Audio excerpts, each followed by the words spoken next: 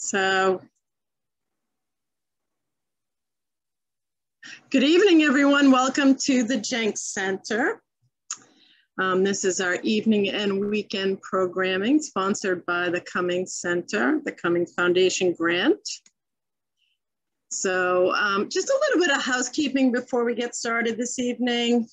If you don't receive our What's Happening newsletter, you can go and sign up for that at thejenkscenter.org. Please be advised that this presentation is being recorded this evening.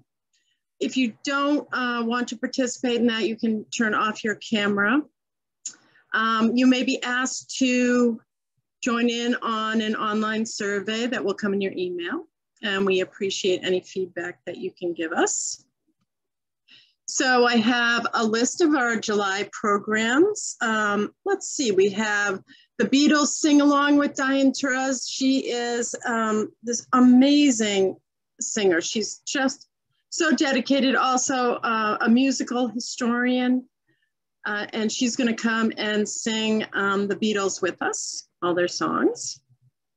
And then we have the Cape Cod Journals of Henry David Thoreau, presented by historian Richard Smith. He's written many books and also works for the Thoreau Society. He's gonna come on July 20th and present that. We have car racing with Jim Shaw, which I can't wait for. I think that's gonna be really exciting, and we'll learn all about that. So in August, we have How to Become a Race Car Driver. That's on August 3rd. We have our Walking Winchester series. We have Composer's Corner with guest Bonnie McLeod. She is coming on August 10th. We have Budget Decorating Tips and Tricks with Stacy Martin. That's on August 14th. We have Eleanor Roosevelt, the First Lady of the World. And this is with an actress, Cheryl Faye. She does one-woman shows. That's gonna be on August 17th. We have Stretching for Daily Maintenance workshop with John Saya. That's August 24th. He's gonna actually show us how to do that. We have Feng Shui Your Space with Mei Hung. That's August 31st. And I'd like to thank, of course, the Cummings Foundation for their generous grant that has supported us for the last 3 years. We are also the winners of a 10-year grant that started this month. So they're gonna keep us going for quite a long time. And we're really thankful for that. So again, thank you to the Cummings Foundation. That brings us to this evening. This is Composer's Corner with guest Paul Hartung. And Paul is the board director and strategy advisor for medtech companies, currently including LeCo, which makes a needle-free home test kit for white blood cell levels, Clairways, which makes a wearable sensor for monitoring respiratory health. And he has a Master of Science degree in mechanical engineering from MIT. Paul started playing clarinet at age 9 and was classically trained. Self-taught in jazz and improv. Today he is a composer, a multi-instrumentalist, and producer who has written over 80 compositions and recorded 67 of them. That's quite an accomplishment. Paul co-founded the 7-piece jazz funk rock band Constant Change in 1982 and played for the next 5 years in clubs. And we will review excerpts from Paul's recordings and discuss how he approaches his music. So thank you so much for being here this evening. And I'm gonna stop sharing and turn this over to both of you. So of course, everyone knows Andrew Celentano, my amazing husband. He's going to be our host this evening. Thank you, Hillary. You're welcome. I'm hearing a little bit of a reverb. Does everyone sound okay? Excellent. Paul, thank you so much for coming tonight. You know, I know Paul through a series of different medical sessions that I attend. I've known him for years. He's an MIT grad. He's also a very successful CEO, and he's been on boards of medical groups. I've known him for years as that. And it was just by surprise that I came across a LinkedIn profile where he announced some music that he was delivering. I said, oh my God, this guy is also a composer and a musician. So he leads two lives. By day, he's a medical CEO, medical device CEO. By night, and weekends and whatever else, he somehow has the time to produce an amazing genre of different styles of songs and a bunch of different woodwind instruments. Just really fascinating. So welcome, Paul. I'm really glad you're joining us tonight. Thank you for your time. Thank you, Andrew. And thank you, Hillary, and the Jenks Center. And in particular, thank you to everybody who's taken the time tonight to join us. Yes, and thank you too for the Cummings for making this possible, and my lovely wife for coming up with this whole concept with me and making it happen. So, Paul, before we get started into the music end, I'd just like to touch a little bit on your career. How did you get in? How did you decide to get in the medical world? How did you, what was your trajectory from, let's say, when you were in high school, and then you decided to become, what you are today? How did that trajectory work for you? How did that work? Well, I loved math, I loved science, and I decided to get into engineering. And where did I go? MIT, your alma mater as well. Right. It's another one of our connections. Mm-hmm. I actually didn't start in medical technology. That was a bit of a journey. I started in manufacturing and then got interested in lasers. And all of a sudden I was involved in the development of LASIK, the treatment for nearsightedness that uses a laser.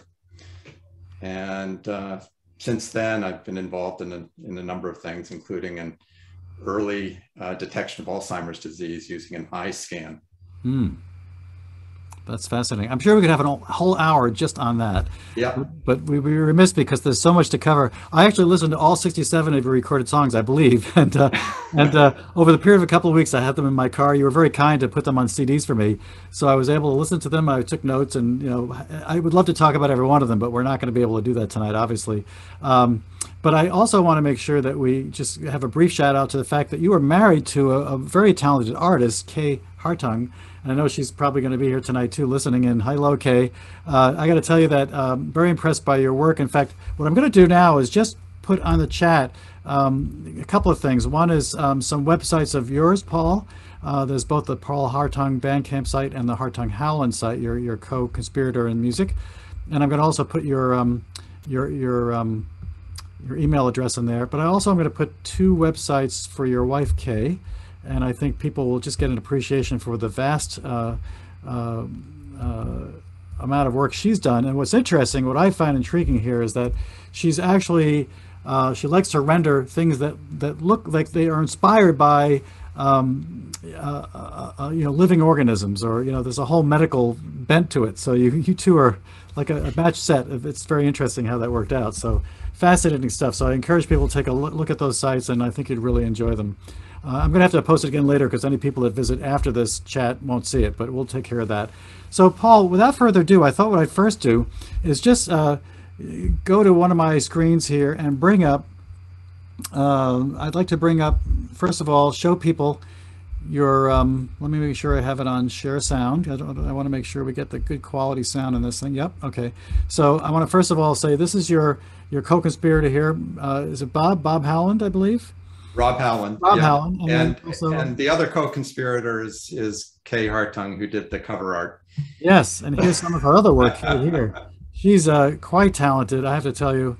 And also you can buy her artwork at this site, First Dibs. I put that link in there too. So just amazing, amazing, amazing work. It goes on and on and on. And she also does things in 3D, physical stuff as well as these renderings. But this is also the other music site for Paul, and you can see he's got 1, 2, 3, 4, 5 CDs effectively here, and also has the isolation CD with some songs that we'll talk about in a few minutes. But I thought we'd start the night by just playing. Now this happens to be one of the first songs you ever wrote back in high school with Rob, right?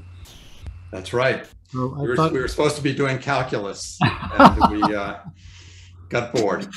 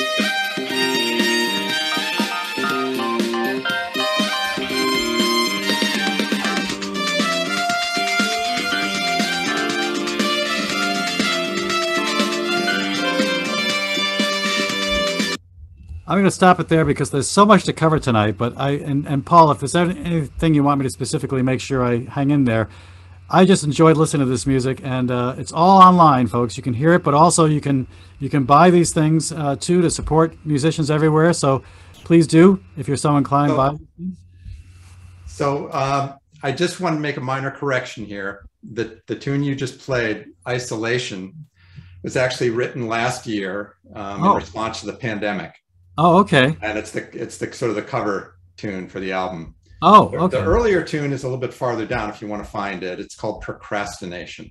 Yes. Okay. Let's do that. Hang on a second. And that's interesting that was... It's on the same album. Because you were procrastinating by not doing your calculus. I get it. All right. Hang on a second. I'm still in share mode here. Let me bring that up. Okay. So, Procrastination. Let's see. Do I have that in this list? Is it on here? It is on there, yeah. Yeah. Okay. So let me get back to this. Okay. Oh, it's in this album. Is that what it is? Okay. Yeah. Isolation. Yep. Yep. So this is a whole album. So here it is. Procrastination. Here Right.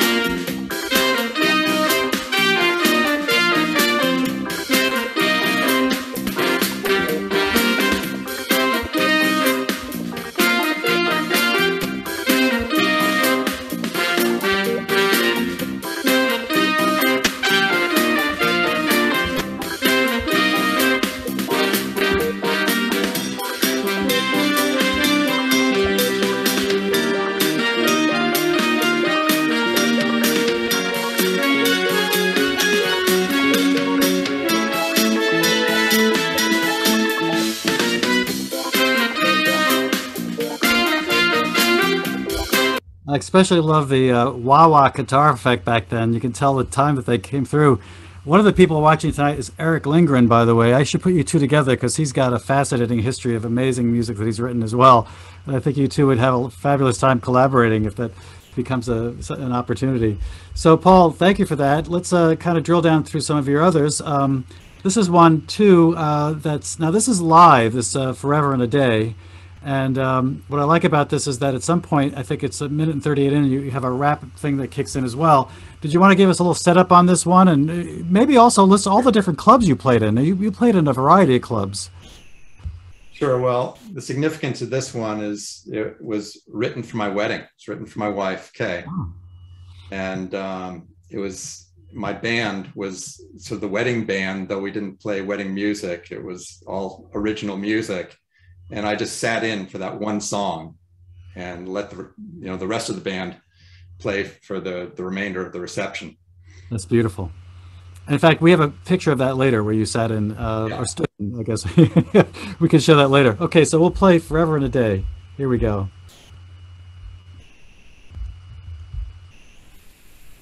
And this is live, so you'll hear some background noise, I think.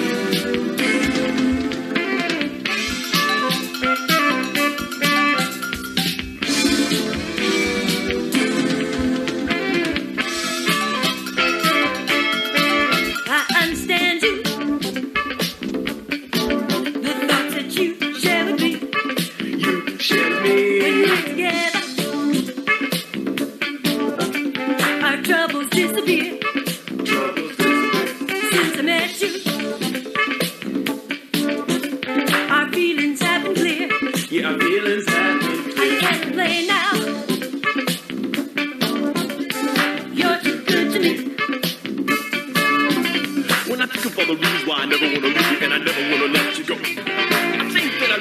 everything that I want, that's what I wanna let you know. I never thought I'd find a person in my life who understands all the way. I listen to you, you listen to me, everything that we say.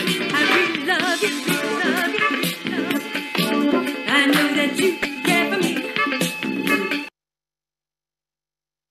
I have to say that wedding must have been amazing. It was quite an upbeat song, a lot of fun. I bet people were dancing at that point. Yep, absolutely. That's the kind of thing you can't help but tap your feet and want to get up and dance. So that's wonderful. What a great story. I didn't realize that was your wedding song. That's awesome. Yeah, I have to admit it's the only rap I've ever done. Yeah, and that was back some years ago, right? Was rap even that popular back then? It was fairly new, I imagine, right? I think it was pretty new to integrate it into this kind of dance music. Yeah. Now, the next thing I have is a selection from Constant Change. And is that one of your first albums, or do I have those out of order? So Constant Change is this album that Forever and a Day is part of, that we just played. Okay, yeah. That's the band that I had from 1982 to 1987. It was a 7-piece band, and again, different members over the years, but the same core band. Well, I'm going to probably skip a few things here or there, but I do want to play Morning Song because I think that has a nice, some nice music behind it. So let me just click on that for a minute, and we may just do a minute or two of some of these.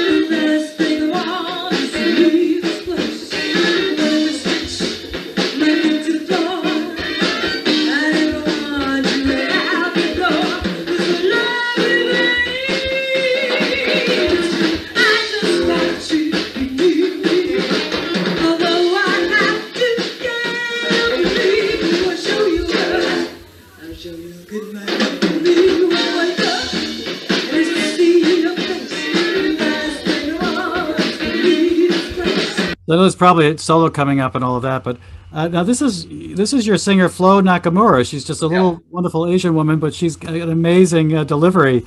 And before I knew that, I just had a different vision of who she was on stage. I saw her as kind of like a Janis Joplin type or whatever. But but you had a lot of fun at these clubs. Tell me, can you list out some of the clubs that you played at? Some of our viewers, I'm sure, are familiar with them.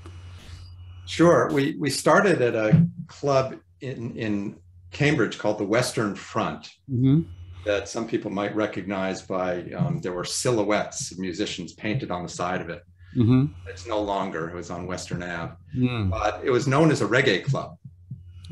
And we had every Wednesday night, and that was our sort of first gig. And we were playing a little bit more esoteric instrumental jazz, and have kind of evolved into this more vocal and dance-oriented music over time. Yeah. By the time we had this band that you just shared, we were a regular at Jack's, which was in Harvard Square. But we played around town. Bunratty's was one of the clubs. Down Under was another club. There was a whole host of them throughout Cambridge and Boston. And let's talk about this particular song too. You wrote, I believe, the parts, the lyrics. You pretty much put it together, right? Yeah. So, yeah, but I think this was an example of a song that evolved. This is actually an older song of mine that the original arrangement was a bit more of kind of a jazz lilt, kind of a sing-songy feel. Yes. Yeah. And this band really kind of put some new energy into it. And yeah. In fact, there's a number of times I've heard two different pieces by different versions, and they were interesting. Yeah. Excellent. Yeah. Okay, Paul, I'm going to skip ahead a little bit. Let's get to Emergence. This is your next album. And I'd like to play a little bit of a couple of these. So one is African Mood. Any comments you want to make a setup before I hit into this? Sure. This one I actually did on my own, and then I did in the studio with a percussionist from Constant Change, Darrell Scruggs. By the way, I forget which one it was. I think it's Forever and a Day. You had some excellent percussion stuff going on during some of the breaks in the riff there. It was just incredible. It was a lot of fun to listen to. Okay, this is African Mood.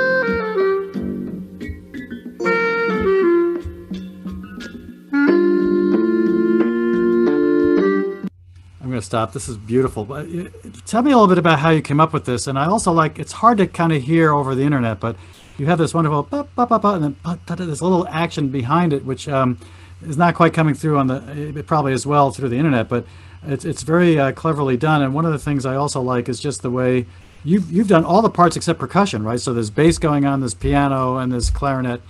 And which clarinet is this, by the way? Is this bass? What you were hearing primarily was the clarinet, the regular B flat. Regular clarinet, yeah, yeah. Which is the way that melody, it's a haunting melody, and the way it kind of just built on itself is wonderful. Okay. But I added the bass clarinet, which in this photograph I'm playing. Yes. Sort of underneath, as an alternative to the conventional bass guitar. Yeah. And this is very much a stripped down kind of sound, this particular song. Yes. Just the hand percussion. Yeah, you have some music that's very laid back, and some of it's almost like outer spacey and that sort of thing, and others that's really hard driving. So you have a good match of different pieces here. This is another one I thought I'd do off the Emergence album, which is called Juice.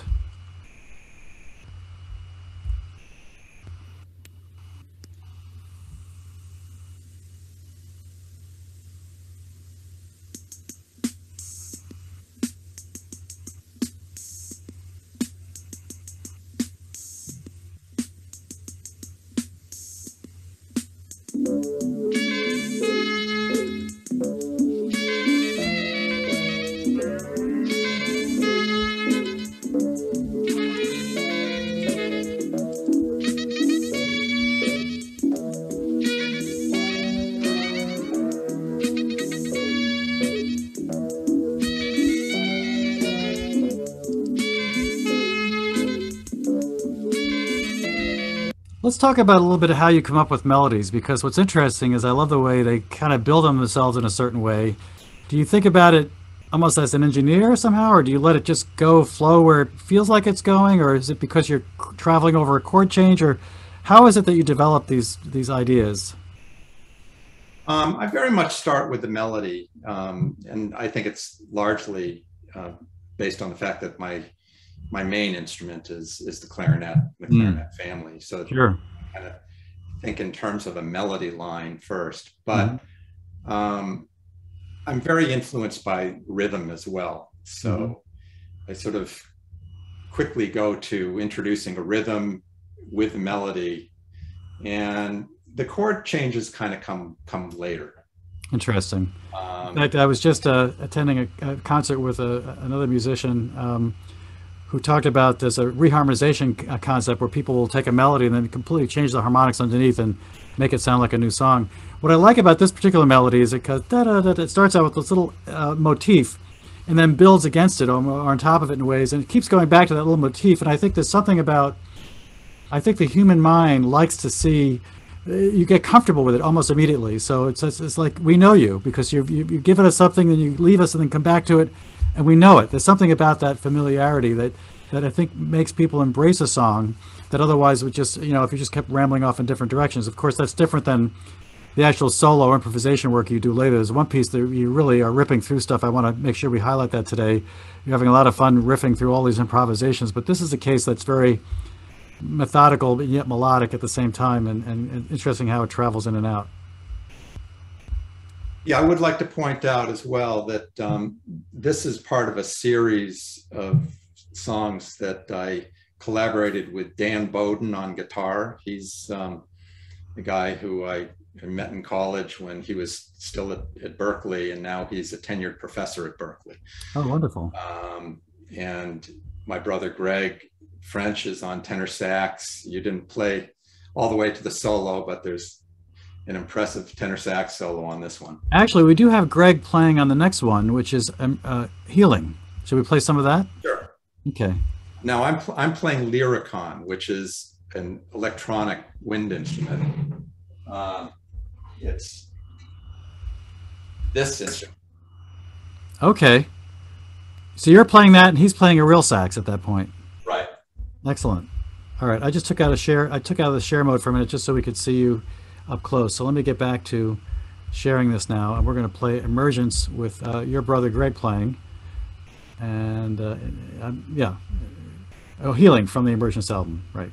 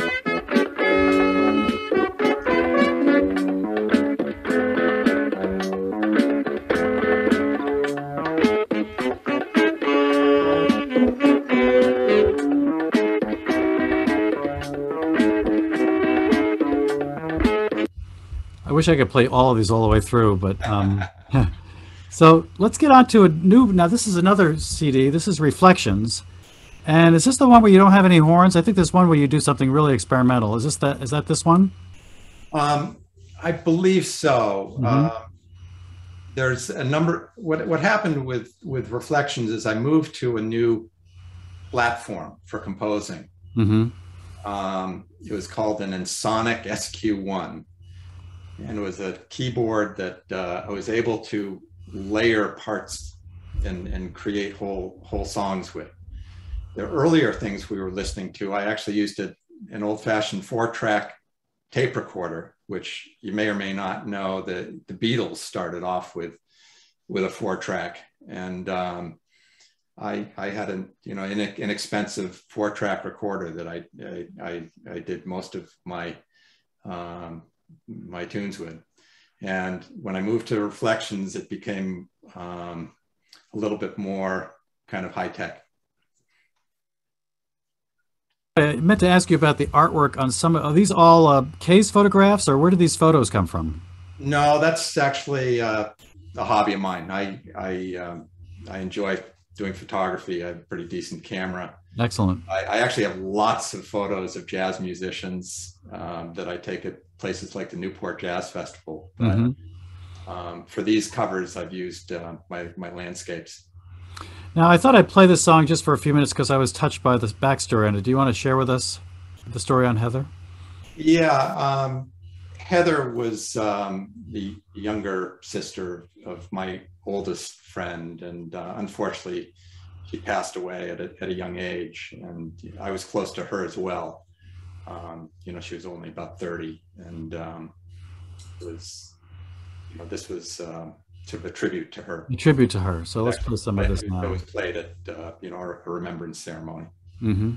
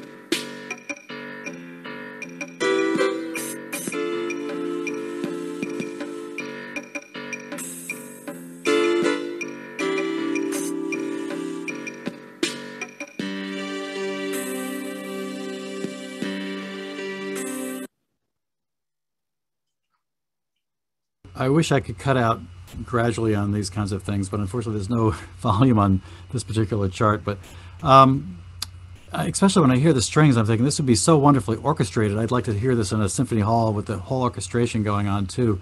So of course you're doing all this yourself on a synthesizer, which is how long do you think it took you to put this all together? What, like a typical song, how many days, weeks, hours, any idea what it takes to spend the time to do this and get it right? Obviously there's a lot of thought that goes back and forth as you play with these. Yeah, it still is. Hi, one sec. Oh, please mute yourself, whoever just joined. Sorry, Paul. Yeah, it really depends. I think this one, since it was sort of triggered by an event, it came to me relatively quickly. Mm-hmm. And probably heard it has, yes, it has strings and things, but it has a simplicity to it as well. It's primarily around the piano line. And I think I did this in just a few hours. Wow. But there's some that I work on for weeks and weeks and weeks, kind of chip away at. Right, right. But this one, I seem to remember it kind of coming together as a whole very quickly. Wow, yeah. Okay, so there's a couple others. Of course, there's a whole bunch on this album, but here's another one I'd like to do, Forget the Pain, which may be an appropriate segue here. Anything you want to share with this before we play the button here on this? Press the button. No, why don't you go ahead? Okay.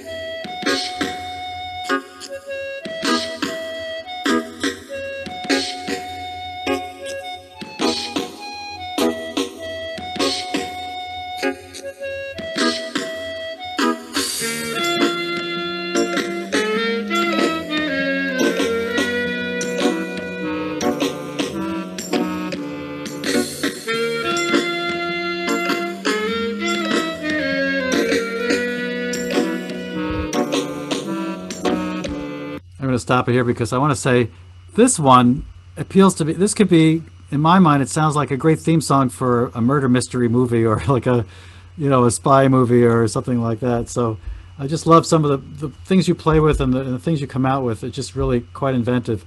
Another one, this is Tropical Storm.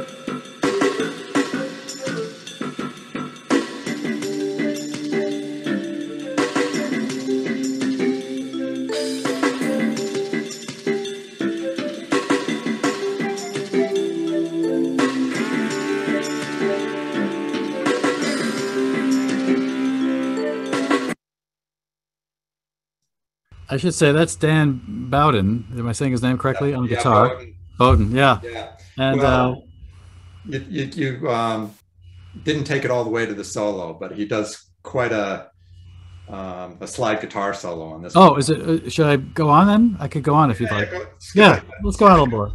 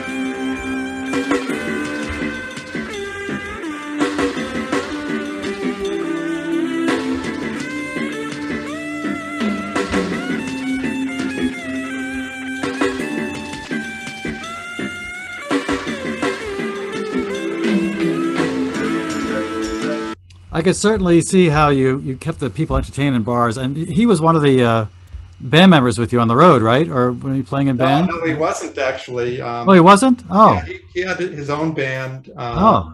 called Radio 2000 Oh, wow. at the same time that Constant Change was touring. In fact, we played in the same club one night, Fun Ratties.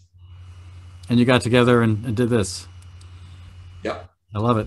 Okay, now something from Evolution. I don't have a lot on that, but this is we got so many things to play tonight. There's a special story behind Breakthrough, right? Do you want to share that with us? It's one of the first songs that you did. What's the story on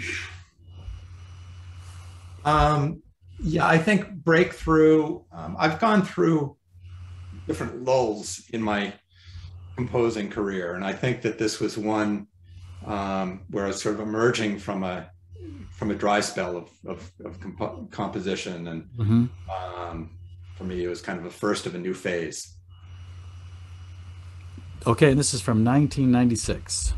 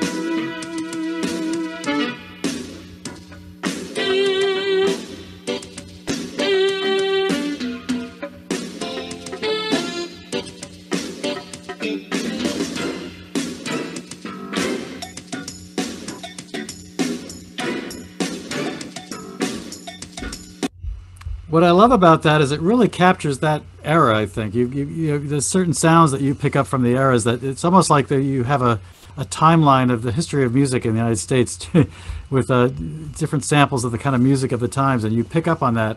And I hear a lot of interesting things in that. It almost sounds like something I would love to hear, on a TV show or something like that. I don't know how you feel about that. I personally love the music that comes in all different ways and genres. Any other thoughts you want to share with us before I move on? Yeah, I suggest that maybe we move on to my collaboration with Rob Howland and a couple of the more recent songs. Before we do that, though, can I do this? I just want to play a little bit of One Step Forward because I like your melodic development on this one.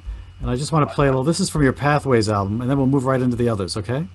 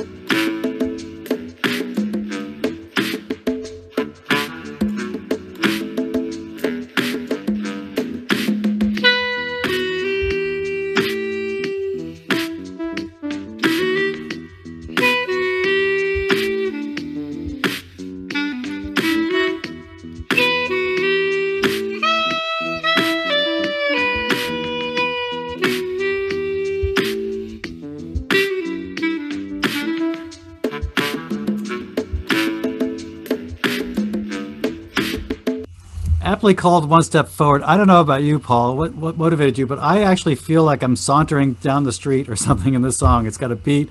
I feel like I'm moving. We had a very talented fellow a couple of months ago that did a whole video around one of his pieces, and this is one of those things where I could see almost like an MTV video of someone walking down the street and all this activity happening around them. There's just something about it that's very transportive moving forward. Anyway, thank you for letting me do that. Let's get into then the collaboration with Rob Howland, and we've got a number of pieces here. Did you want the new reality?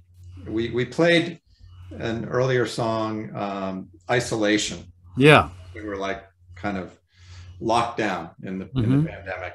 This one, I came to realize that life might be changed for good on some levels, particularly the working world, where people are getting comfortable with virtual meetings and cutting down on their commute time. And I kind of looked at the new reality as being, what are some of the elements that actually were kind of the silver lining, the positives that came out of the pandemic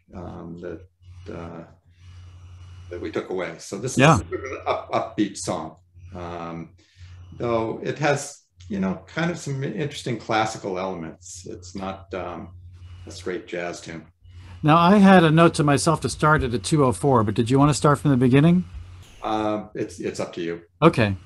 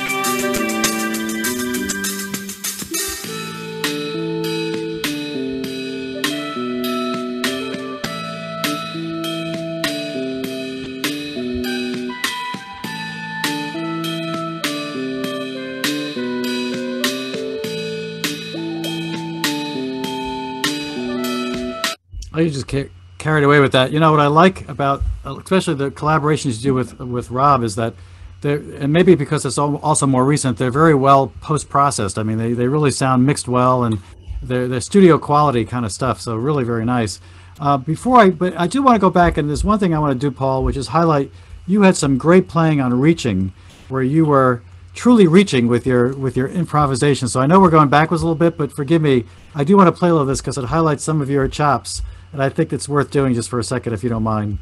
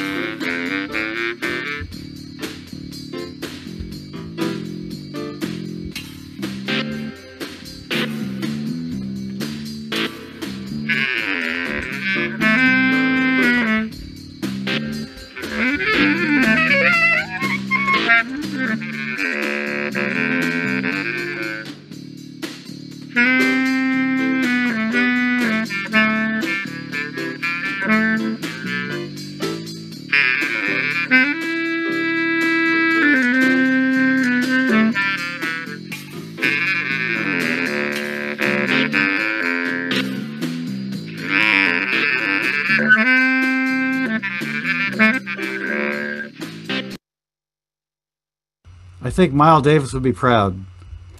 By the way, you're on mute. If you could unmute for a minute. There you go. Now also I just want to mention briefly, you actually met Herbie Hancock, which is a whole story in itself, I'm sure, right? Yeah, I met Herbie Hancock at a Alzheimer's Association meeting when I was presenting my my Alzheimer's diagnostic company, and had a great personal chat with him. It turns out that he was there because his cousin worked for the Alzheimer's Association, and he ended up sitting in the front row while I gave a talk, and he had a big camera in his hand. So I felt honored. Oh, that's great. So looking at some of the pieces that you collaborated with Rob on, I thought it would end with Solstice, but some of these others, which of these would you like me to play next? Shebop Blues, Bass Talk, My Alto, they're all great. Night Cruiser. Yeah, I think that I've gotten some good comments about Bass Talk. It's actually an older tune of mine, but so some folks may recognize it, but this is a new arrangement. Oh, excellent. Okay, and you're on clarinet, Rob's on organ. Okay.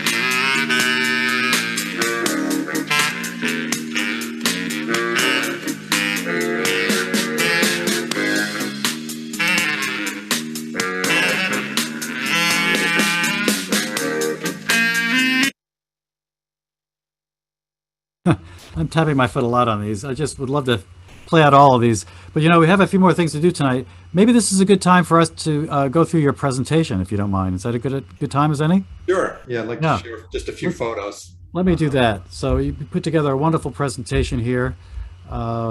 Starting at the top, let me get it into presentation mode so all can see. Okay.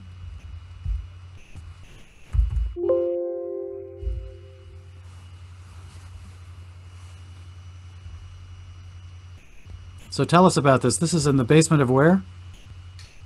So I'm not seeing the presentation yet. Oh, you're not? No. Huh. It's still on. Yep. No, well, it's not up there yet. Interesting. I thought I had it on that. Hang on a second. This should... Okay. See it now? All Yes. right. Perfect. So this was the start of Constant Change. This was in the basement of Greg's house in Jamaica Plain.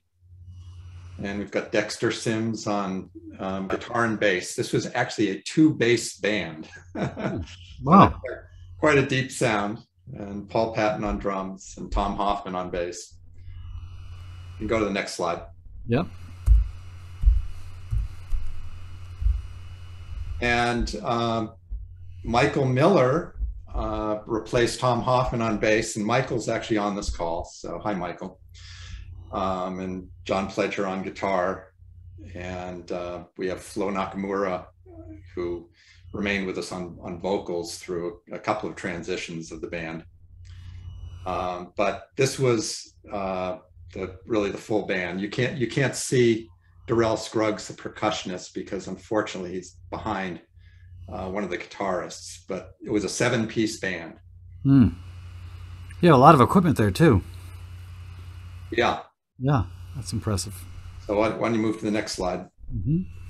There you are at the wedding. And yeah, I mentioned, I wrote one for the wedding, and there's me in my white suit with I think a purple rose, and this was the band that did the most touring, if you will, in the Boston area. Mm-hmm. What was this band called? This was still Constant Change, but it was, okay. This was a version that stayed together for 2 years, which was a lifetime. Yeah. I love it. Made a lot of gigs together. Yeah. I don't know where you had the time to do everything you did in your life and also do all this. It's amazing. Yeah, well, my first job was at GE, and I, work a full day and then go out and play gigs at night and get back at about 3 o'clock in the morning, and then get up at 6 o'clock in the morning for the next day of work. Wow. So wow. It was brutal. Yeah. That's not something I could do anymore. Yeah. So this was 2019, right before the pandemic struck.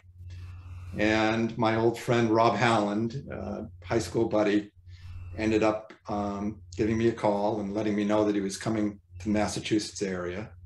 And he asked if I wanted to jam. And we rented a drum set, and Paul Patton, the drummer in those earlier pictures, joined us, and we did a trio session in my family room. I love it. And at the end of it, Rob said, we can continue to collaborate. He lived down south, but I said, we can work long distance. And I said, how do you do that? And he kind of showed me, and we ended up with software at either end, recording different parts and assembling them into songs. We started with jazz standards and then started introducing our own originals. And once we did our first original, said, let's stick with only originals. I understand that there's some software out there too, excuse me for interrupting, that allows you to even play together somehow. I don't know quite how they do that, but I have a haven't done that yet. Asynchronously, where both of us are composers, so we've done our individual compositions and we've collaborated. Yeah. Those songs. Now, by the way, before we move to the next slide, I do want to just comment, talking about talent in the family. That beautiful wooden chest in the background, which is a CD holder, your dad did that, right? Your dad did that? My dad is a talented custom woodworker. Yeah, it's beautiful, just beautiful. My stepmother, Ellen Mason, and they had a company called Raccoon Woodworks. Wow. He actually was an MIT engineer at one point. Oh, really? Oh my. In his 40s, he decided he had enough of the corporate world and went into this woodworking. Yeah, wow. Amazing pieces. That is beautiful. So, I've been, one of the things that the pandemic has done for me is it's inspired me to reach out and reconnect with people. And this is a small collection of photos of reunions with band members. And, these people mean a lot to me. That's wonderful. Can you just highlight, I realize there's your female singer there. What's her name again? That's Flo Nakamura. Nakamura, yeah. Far left is Greg French, who's my brother. Your brother, yeah. Paul Patton. The drummer. Yeah. Now, Greg and Paul are in the other two photos as well, but in the top right is Rob Howland, who I'm currently collaborating with. Yeah. And in the bottom right is Darrell Scruggs, the rightmost person. Wow. And he was not only a percussionist in the band, he was sort of our MC.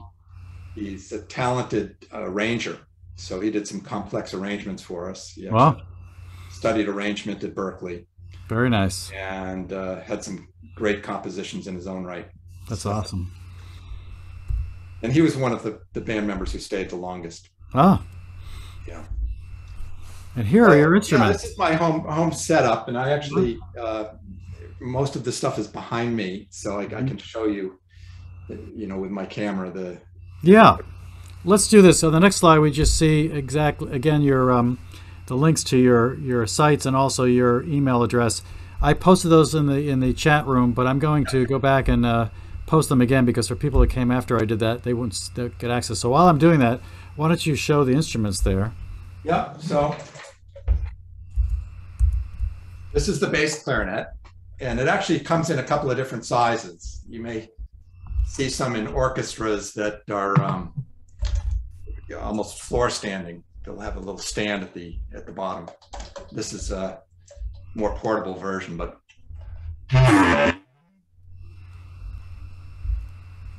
this is a very low instrument.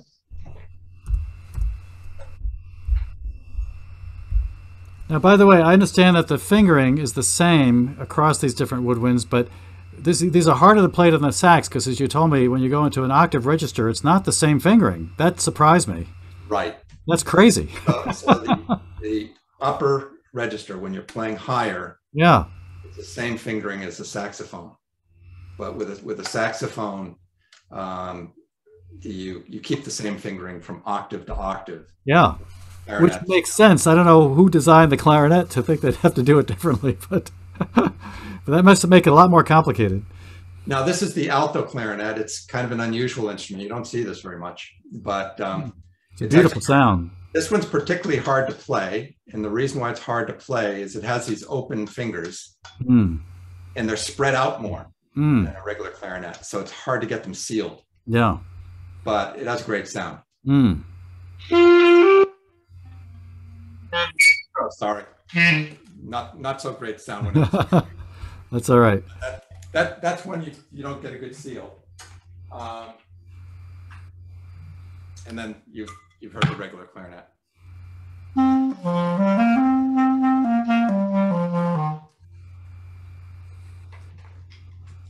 And now let's see the you asked me before the session. Sure.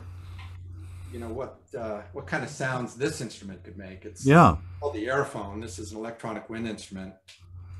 And it can imitate other instruments like a saxophone. In fact, I played a solo where I was kind of imitating a saxophone. But you can also have sort of more novel sounds like.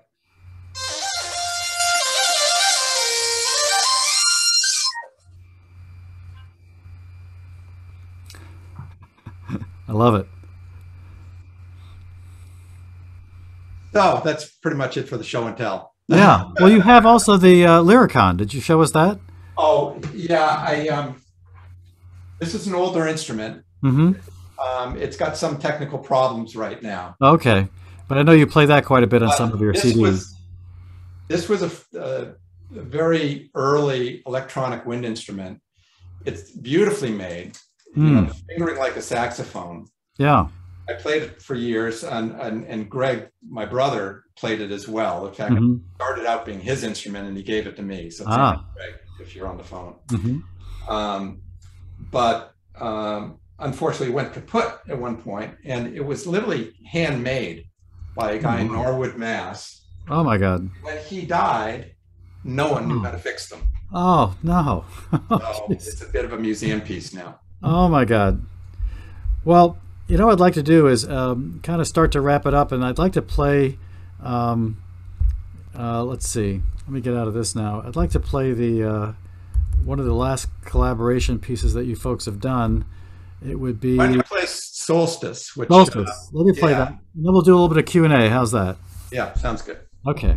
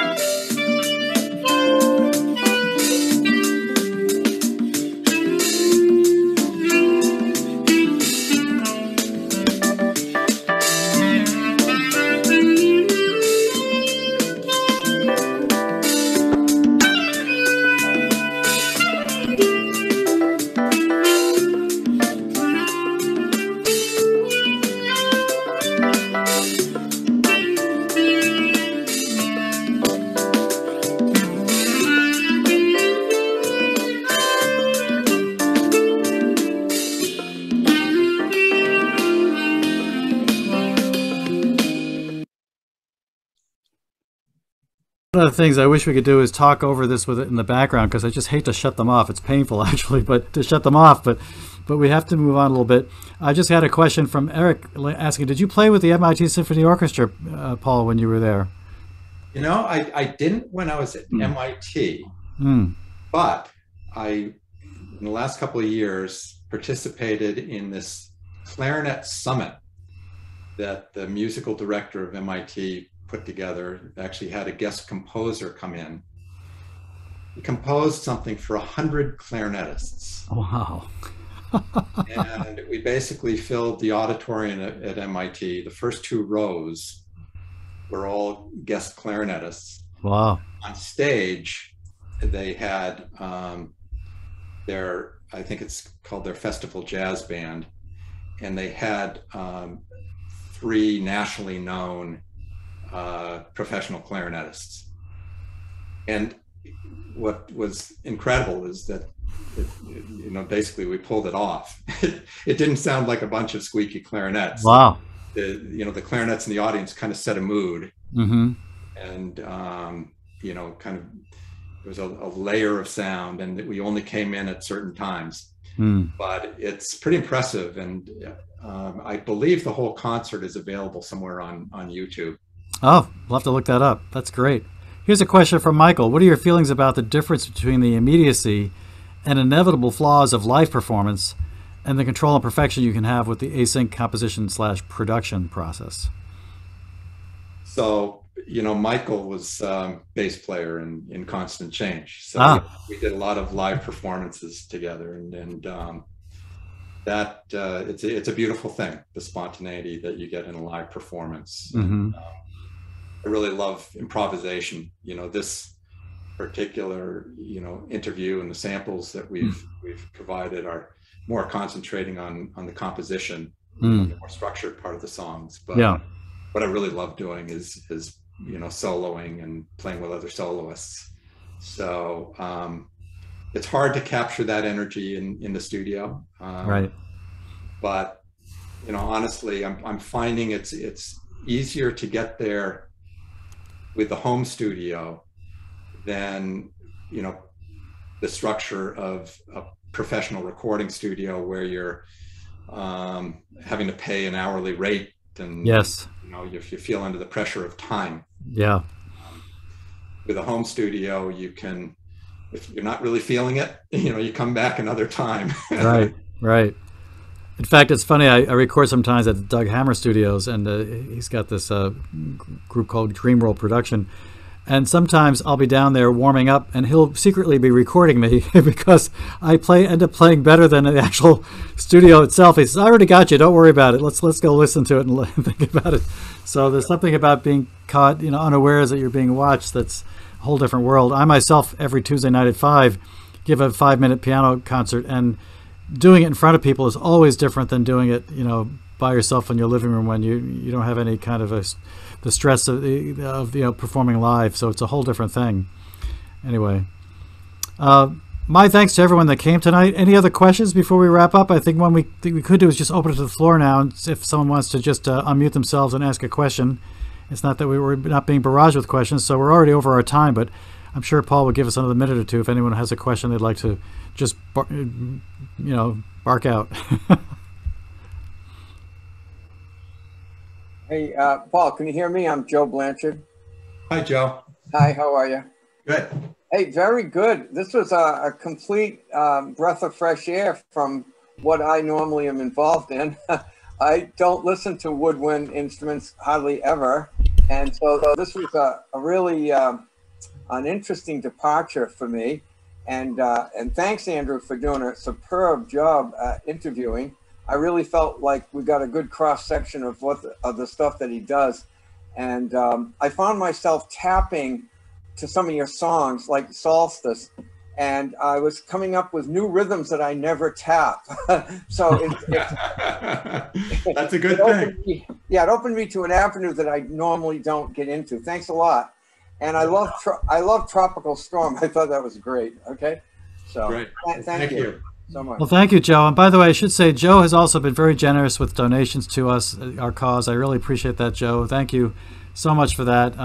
We actually had a period where we weren't sure we were going to have budget for the future because things were getting cut back, and we actually are working on a more limited budget now, but we're able to manage it. So, but thank you, Joe, for that very much. And by the way, all of you can listen to any of the stuff we heard tonight on those links. So just go to them, and if you feel compelled to buy the CD directly from Paul, please do. I mean, that's the way we make money, actually, is through these actual purchases. As you know, Spotify doesn't pay very much. So very pleased to have you all here tonight. Any other final thoughts before we wrap up? I see some good old friends out there. I want to say hi to everyone. Let me just add another comment to Sure. Joe. And the groove is very important to me. You'll notice that all of my songs have a beat. And I was lucky enough to have one of our songs featured on a radio station locally. And it was a jazz show, and the host said, "Well, normally we don't do music with a groove to it, but we'll make an exception." Nice. Which piece was that, Paul? I have to admit, all of my music has a groove, so. Yeah. Which piece was that? Do you remember? That was Spencer. Which was your dog. Yeah. We did not play that one, but I encourage people to go look that up and play it. Yeah. Excellent. Well, I got another question if I can. Sure. I have a good friend that I haven't seen in a long time, also an MIT alum. And he has a company, he's down in Virginia now. He has a company called Pathway. And I think I'd love to buy your Pathway CD and send it to him as a surprise. I think he'd be a big fit out. So Pathways right now is only available digitally, but you can buy it for him, and it'll show up as a downloadable CD effectively. All right. I don't know how to do that. Can I work with Andrew over the next week or two and make that happen? I'd be glad to show you. Sure, no worries. Good. I'll pay you to make it happen for me, Andrew. Oh, don't worry. It'll take you 2 minutes. It's not even an issue. No worries. Joe is so generous. Well, thank you all. I'm going to turn it back. Well, let's see if there's a couple of comments in the chat. Is there any more questions coming out? No, thank you. Everyone's thanking you, Paul, for a great time. Hillary, you just want to wrap up, and I just want to thank Paul again and thank the Cummings Center for their contribution to this, and the Jenks Center, and encourage you to go to jenkscenter.org and look at some of the amazing events that Hillary's put together. We have a guy that does car racing, but in August we have someone that actually teaches car racing, and he is also a CE medical device executive.